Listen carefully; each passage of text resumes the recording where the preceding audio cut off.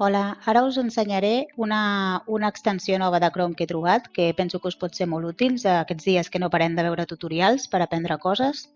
Es diu Floating Player, ¿vale? Aneu al Chrome Web Store, fiqueu Floating Player, l'afegiu a Chrome i ja la tinc, veieu? És aquest icono d'aquí.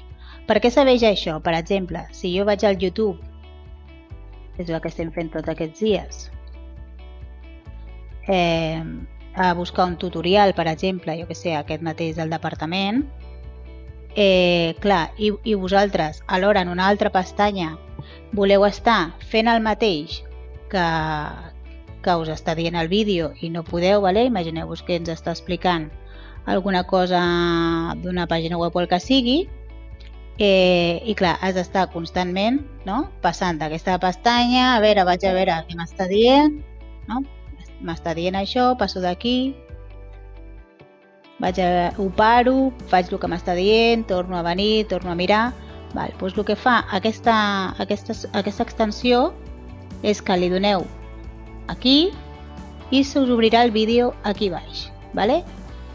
Llavors, què passa? Aquí li podeu donar el play, el podeu ficar en el lloc de la pantalla que menys us emprenyi, també el podeu modificar de tamany i podeu estar, mentre esteu mirant el vídeo, veieu que ara està funcionant, puc estar obrint pestanyes i anar canviant d'una pàgina a l'altra sense cap problema.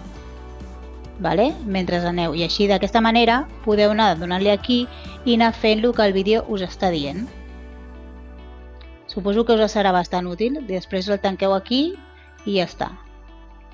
Sembla una tonteria, però la veritat és que funciona molt bé i així no hem d'estar o amb el mòbil al costat amb el tutorial parant-lo constantment o canviant de pestanya o de finestra.